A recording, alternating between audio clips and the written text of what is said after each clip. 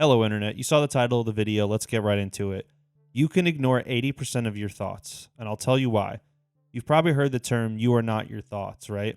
That's something that people say, and it's true, you know? Your thoughts don't necessarily come from within you. So you don't need to identify with every thought that you have. And this is something that I'm still working on, but it recently clicked. I heard this for the first time from one of my therapists about a year ago.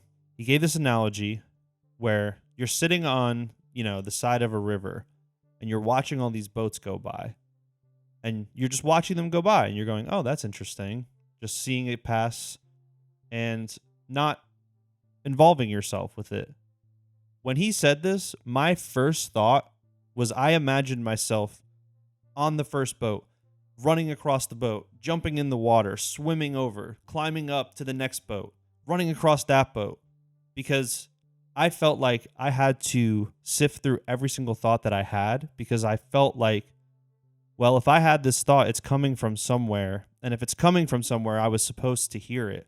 And if I'm supposed to hear it, I'm supposed to understand it. And if I'm supposed to understand it, the way to get to that is by like sifting through it and trying to figure it out. But I'm going to tell you right now, that's horrible. That's no way to live. It's, sounds a little obsessive to me. Maybe something that you have a compulsion for. I don't know. I'm not a mental health professional, but this is something that I've implemented in earnest in my life where my brain now, this has been like 3 weeks to a month max. And have I been successful every time? Absolutely not. But it's such a liberating feeling to have a thought and be like, what the hell? And then just ignore it and just be like, that was stupid. Why did I think that? Like simple ones are just, unnecessary self-deprecation. I feel like that's the baseline. It's like, you don't got to be shitting on yourself. Do yourself a favor and try to be nice to yourself. It can be really hard, but I promise you that if you're alive and you exist, you deserve to at least be loved by you. So get that shit out of there first. That's the first ones to go. Get them out. For me, the next tier would be things that I don't know if they're true or not.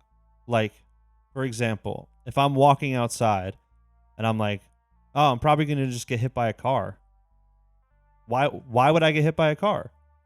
Anything can happen at any time, obviously, but me thinking about that is not going to prevent me from getting hit by a car. You know what I'm saying? Cuz if I'm going to be walking and I get hit by a car, that's probably not going to be my fault. Especially if I'm paying attention, which I am because I'm already thinking this thought, so I'm clearly like uneasy about my surroundings, which is causing me to pay attention more. But that inherently is not really a problem. But what is a problem is having a thought and investing yourself in it that isn't real and there's no proof that it's going to happen. So get rid of those too. Gone, out of there. And the thoughts that you keep, the 20% that you hold on to, even those aren't necessarily like coming from a deep, genuine place. They just might be thoughts that are worth addressing.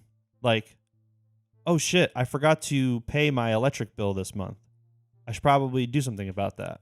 Yeah, you should probably do something about that. Like that's a thought that comes to you that is worthy of further investigation. And I'm still figuring out which ones to ignore and which ones not to ignore, but I'm coming at it with a baseline of my brain, I don't care anymore. It's like it's starting to feel like if you live in a quiet place and you move to a more loud place at night for a while, you're going to hear all these sounds and it's going to be more distracting and it's going to be harder to fall asleep, stuff like that.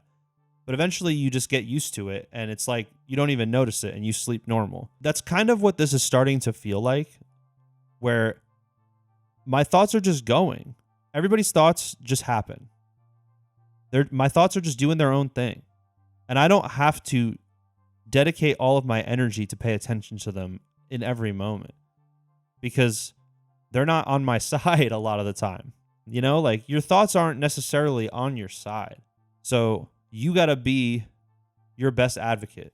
And I'm saying you, but I mean me. I mention that a lot on my channel. I'm always talking about myself Um, just a fucking selfish little bit. And that's just what makes sense to me right now.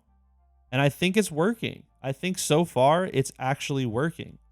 And it's freeing up my mind for not even to refill with anything, just to have free space in my mind, you know?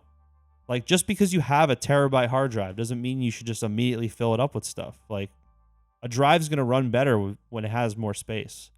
So I'm just trying to like defrag my brain and just clear out a bunch of old files that I don't need and just delete them and just give my brain space for when important things come in. It's like won't even be a question. Speaking of, one of my friends got me Red Dead Redemption 2 a couple Christmases ago, and my internal hard drive on my computer is only 512 gigabytes. And that game is like, oh, I think over 250 gigabytes on Steam. So I literally haven't even had enough space to install it because I have like the bare minimum stuff and it's already like, almost full. So I got to get a new real hard drive. That just reminded me. But anyway, I don't want to keep you guys too long this week. I'm having a better time. I'm doing a little bit better and I'm going to be streaming more often. So check the link in the description for my Twitch.